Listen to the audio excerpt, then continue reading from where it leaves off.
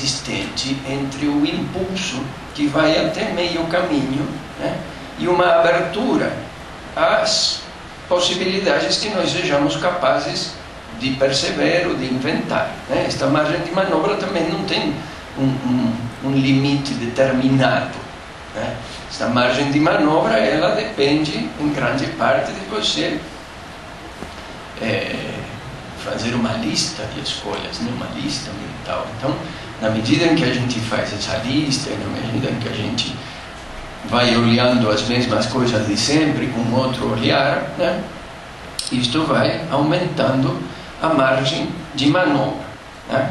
E desta subjetividade, que é produto desta original imperfeição nossa, né, a gente vai inventando a civilização. A civilização, ela não é um produto da natureza. Tudo que existe neste planeta e que não cresceu em árvore, que não veio pelo rio, que não veio do mar, o que a natureza não produziu, e é muita coisa o que existe neste planeta e a natureza não produziu, fomos nós que inventamos, né? E a natureza do invento, ela só foi se sofisticando ao longo do tempo, né? E principalmente, coincidentemente, nos últimos 200 anos, em que este conceito de liberdade, né, deu sinal de ser mais forte do que nos milhares de anos anteriores. Hoje se atribui que haja essa revolução tecnológica, né, que isso tenha acelerado muito a criação da subjetividade. Eu não concordo. Eu acho que a maior revolução tecnológica que aconteceu conosco aconteceu há 15 mil anos, na era neolítica.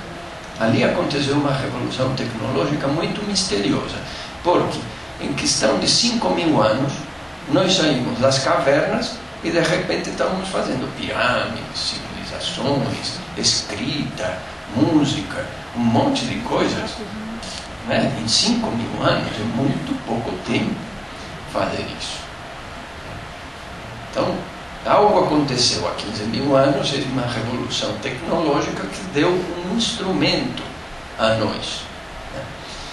E a gente só vai aumentando esta margem de manobra nestes 15.000 anos, né? Sofisticando os inventos. Cada invento que nós fazemos, né, é ultrapassar um limite, né? E ultrapassar um limite é aumentar esta margem de manobra.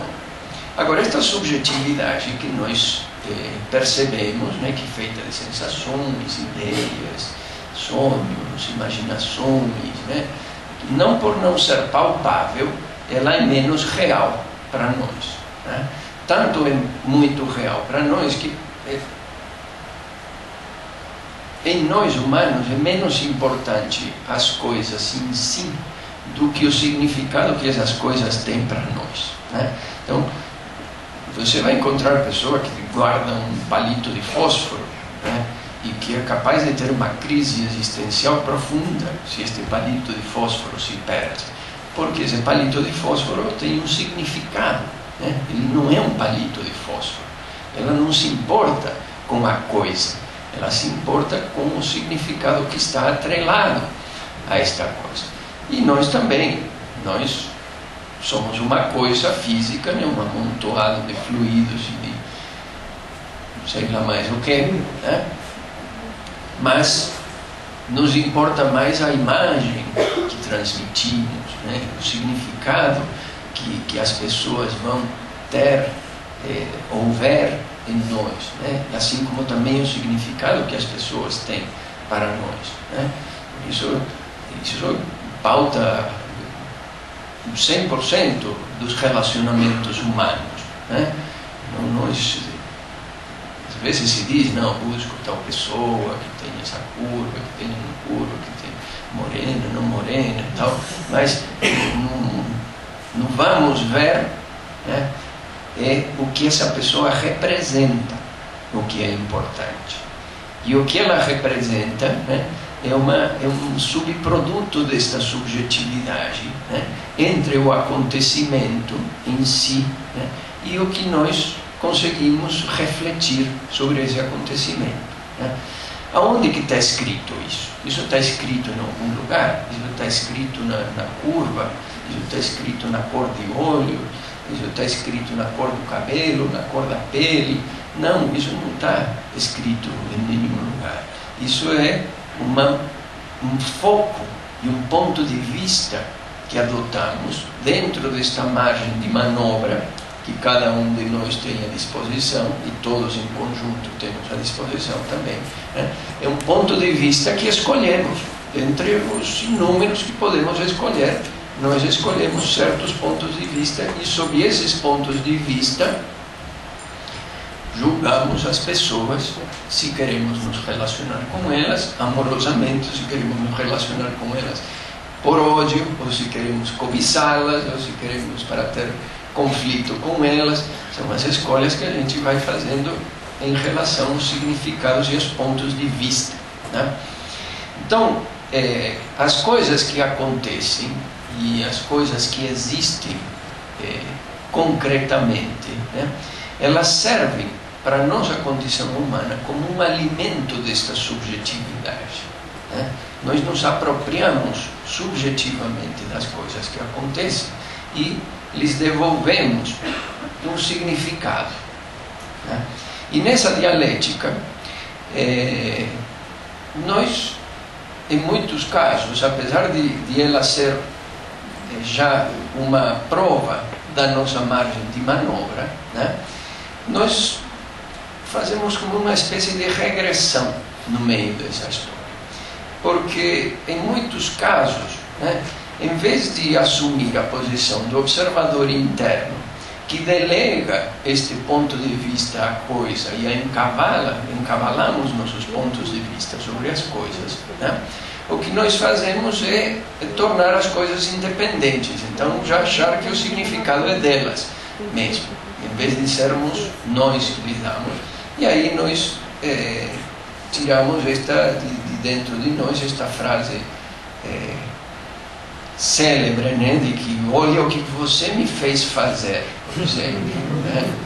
Ou olha as coisas que me acontecem, né? Não é mais a gente que livremente fez uso desta margem de manobra subjetiva para adotar a coisa, mesmo que sejam pessoas, são coisas, né, de um significado e de um ponto de vista, né? Nós já nos independizamos desse ponto de vista e já achamos que convencidamente já é deles. Então, abrimos mão nesse momento desta nossa liberdade que parece que tanto desejamos, né? Esta argumentação, né, de que as coisas acontecem e de que não tive outra opção se não fazer isso, não havia outra saída, né, era a única escolha que eu podia ter feito nesse momento, né? Esta é uma argumentação constante que nós fazemos, né? Às vezes de uma maneira obtusa, né? Porque fazê-la tão claramente, evidentemente, virá contra-argumentação, né? E cadê você nessa história? Não há um você nessa história, não há um eu que decide, então cadê você nessa história? Não, nós tentamos tirar da seringa mesmo, o tempo inteiro, e tirando da seringa é justamente abstendo-se de tomar posse dessa margem de manobra que seria a nossa abençoada liberdade. Então, o que vai acontecer dia mais, dia menos, né, é que esta espécie de independência que nós inventamos a respeito da capacidade de escolher e de optar, né, e de ter uma relação como sujeitos, né, não como objetos em que as coisas nos acontecem, mas como sujeitos em que estamos acontecendo junto com as coisas, né? Preferimos o conforto, né, de raciocinar que as coisas acontecem de que não. Então, o determinismo, ele sempre vai aparecer em nossa psique e no nosso desenvolvimento psíquico como o lugar de conforto, não o lugar da dor. Vejam só que interessante. né? Porque aparentemente, se houvesse determinismo, nós perdemos dolorosamente a nossa margem de manobra. Mas resulta que, na prática, manobramos muito